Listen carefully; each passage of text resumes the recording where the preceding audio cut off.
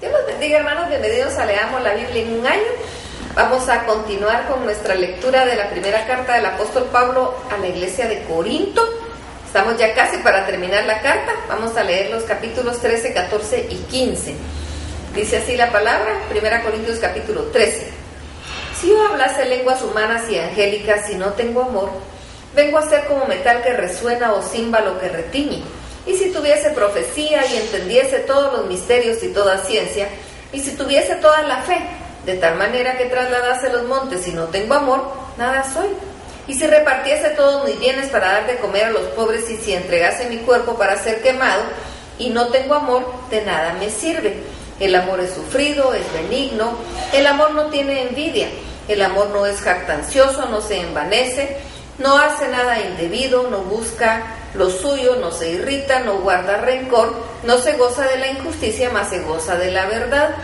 Todo lo sufre, todo lo cree, todo lo espera, todo lo soporta.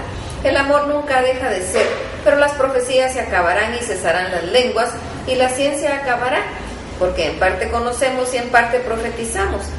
Mas cuando venga lo perfecto, entonces lo que es en parte se acabará. Cuando yo era niño, hablaba como niño, pensaba como niño, juzgaba como niño.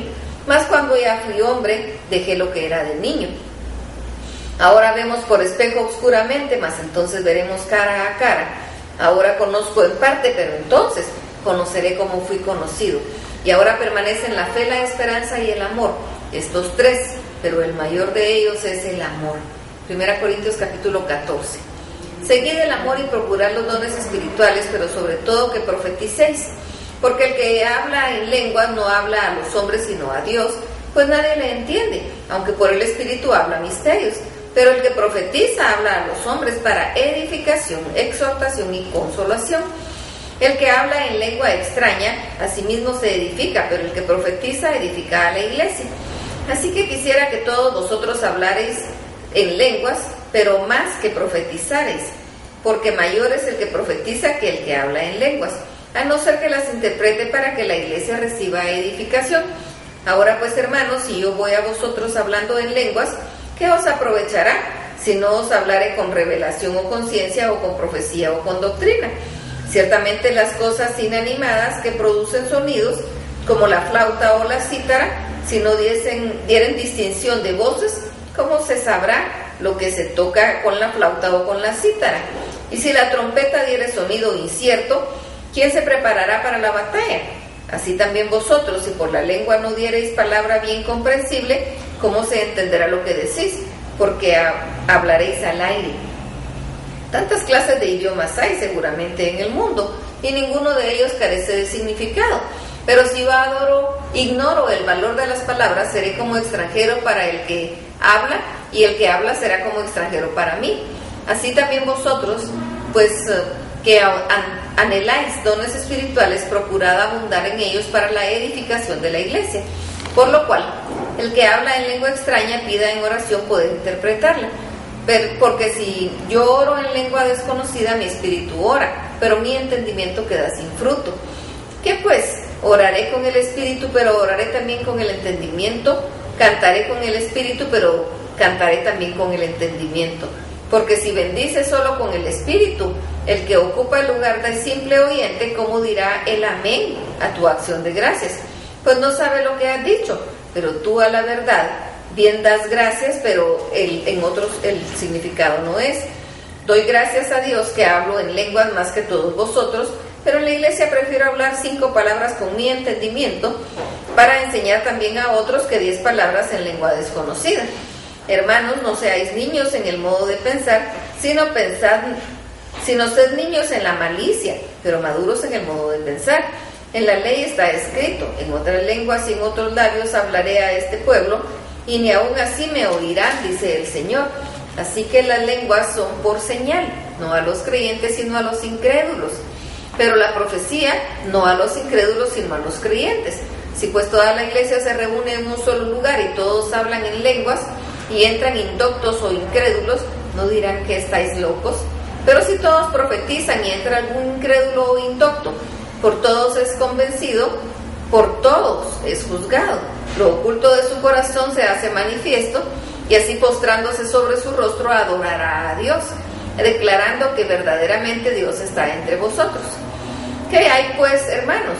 Cuando os reunís, cada uno de vosotros tiene salmo, tiene doctrina, tiene lengua, tiene revelación, tiene interpretación. Hágase todo para edificación. Si habla alguno en lengua extraña, sea esto por 2 o lo más 3 en turno y uno interprete. Y si no hay intérprete, calle en la iglesia y hable para sí mismo y para Dios. Asimismo los profetas hablen 2 o 3 y los demás juzguen. Y si alguno le fuere revelado a otro que estuviere sentado, calle el primero, porque podéis profetizar todos uno por uno, para que todos aprendan y todos sean exhortados. Y los espíritus de los profetas están sujetos a los profetas, pues Dios no es Dios de confusión, sino de paz. Como en todas las iglesias de los santos, vuestras mujeres caen en las congregaciones porque no les es permitido hablar, sino que estén sujetas como también la ley lo dice. Y si quieren aprender algo, pregunten en casa a sus maridos, porque es indecoroso que una mujer hable en la congregación. ¿Acaso ha salido de vosotros la palabra de Dios o solo a vosotros ha llegado? Si alguno se cree profeta o espiritual, reconozca que lo que os escribo son mandamientos del Señor, mas el que ignora, ignore. Así que, hermanos, procurad profetizar y no impidáis el hablar en lenguas, pero hágase todo decentemente y con orden. 1 Corintios capítulo 15. Además os declaro, hermanos, el evangelio que os he predicado, el cual también recibisteis, en el cual también perseveráis, por el cual asimismo si retenéis la palabra que os he predicado, sois salvos si no creísteis en vano. Porque primeramente os he enseñado que lo que asimismo recibí, que Cristo murió por nuestros pecados conforme a las Escrituras, y que fue sepultado y que resucitó al tercer día conforme a las Escrituras, y que apareció a Cefas y después a los 12. Después apareció a más de 500 hermanos a la vez, de los cuales muchos viven aún y otros ya duermen. Después apareció a Jacobo, después a todos los apóstoles, y al último de todos, como un abortivo, me apareció a mí. Pero yo soy el más pequeño de los apóstoles, que no soy digno de ser llamado apóstol, porque perseguía la iglesia de Dios. Pero la gracia de Dios soy lo que soy, y su gracia no ha sido en vano para conmigo. Antes he trabajado más que todos ellos, pero no yo, sino la gracia de Dios conmigo. Porque o sea que yo o sean ellos, así predicamos y así habéis creído. Pero si se predica de Cristo, que resucitó de los muertos, como dicen algunos entre vosotros que no hay resurrección de los muertos, porque si no hay resurrección de los muertos, tampoco Cristo resucitó. Y si Cristo no resucitó, vana es entonces nuestra predicación, y vana también vuestra fe. Y somos hallados falsos testigos de Dios, porque hemos testificado de Dios que Él resucitó a Cristo, al cual no resucitó, si en verdad los muertos no resucitan. Pero si los muertos no resucitan, tampoco Cristo resucitó. Y si Cristo no resucitó, vuestra fe es vana. Aún estáis en vuestros pecados, entonces también los que durmieron en Cristo perecieron. Y si en esta vida solamente esperamos en Cristo, somos los más dignos de conmiseración de todos los hombres. Mas ahora Cristo ha resucitado de los muertos, primicia de los que durmieron es hecho. Porque por cuanto la muerte entró por un hombre, también por un hombre la resurrección de los muertos. Porque así como en Adán todos mueren, también en Cristo todos serán vivificados, pero cada uno en su debido orden. Cuando Cristo las primicias, luego los que son de Cristo en su venida, luego el fin, cuando entregue el reino de Dios al Padre, cuando haya suprimido todo dominio, toda autoridad y potencia. Porque preciso es que Él reine hasta que haya puesto a todos sus enemigos debajo de sus pies. Y el postrer enemigo que será destruido es la muerte, porque todas las cosas las sujetó debajo de sus pies. Y cuando dice que todas las cosas han sido sujetadas a Él, claramente se exceptúa aquel que sujetó a Él todas las cosas. Pero luego que todas las cosas le están sujetas, entonces también el Hijo mismo se sujetará al que le sujetó a Él todas las cosas, para que Dios sea todo en todos. De otro modo, ¿qué harán los que se bautizan por los muertos? Si en ninguna manera los muertos resucitan. Porque, pues, ¿qué bautizan? Se bautizan por los muertos. ¿Y por qué nosotros peligramos a toda hora? Os aseguro, hermanos, por la gloria de vosotros, tengo en nuestro Señor Jesucristo, que cada día muero. Si como hombre batallé en Éfeso con fieras, ¿qué me aprovecha? Si los muertos no resucitan, comamos y bebamos, porque mañana moriremos. No erréis, las malas conversaciones corrompen las buenas costumbres.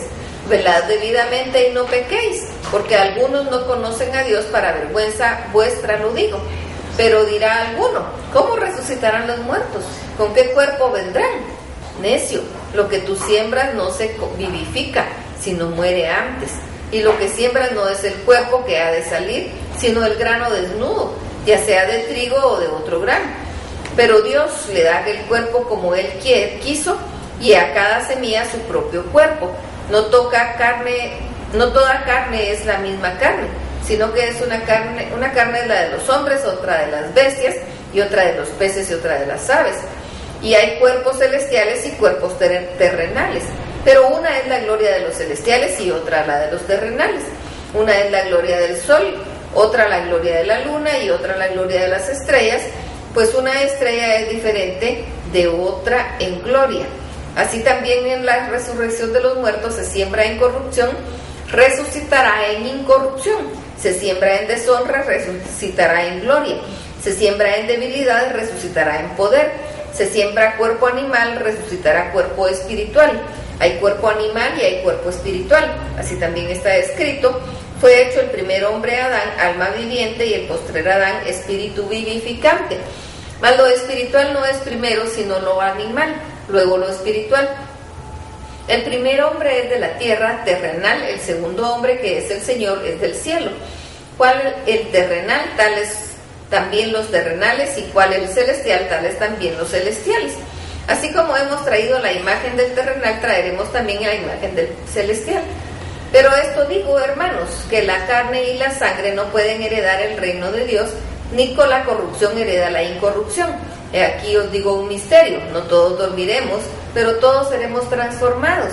En un momento, en un abrir y cerrar de ojos, a la final trompeta, porque se tocará la trompeta y los muertos serán resucitados incorruptibles, y nosotros seremos transformados, porque es necesario que esto corruptible se vista de incorrupción y esto mortal se vista de inmortalidad.